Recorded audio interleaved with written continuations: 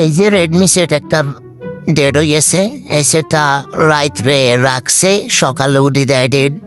তো কাস্টমার আমার এক পরিচিত ভাইয়ের কাছে দিছিল, তো বাইরে কইছে আর কি ভাই এটা যেমন করে দিতে হবো।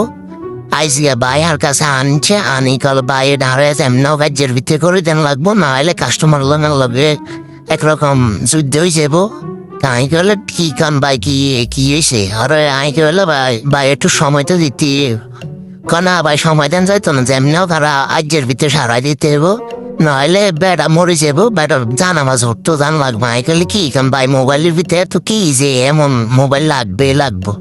আর ভাই কইতে না, আরে কাস্টমারও যায় কইছে যেমনিও কারে করিয়ে দিতে বাজের ভিতরে, না করে দিতে পারলে কিন্তু সেটা আর মানে সেটা চালাইতে না।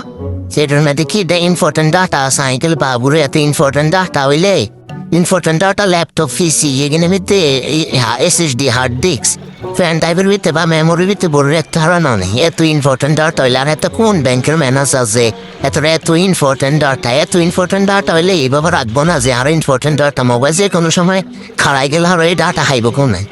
আর আমি কইছি বেলা যে ঠিক আছে আপনি বই ইনসান নাই করে দিতে হারেনি বইয়েন হরে কাজটা কইছি সিপিউ বল করছি, আর কাজটা সুন্দর মধ্যে হয়ে গেছে।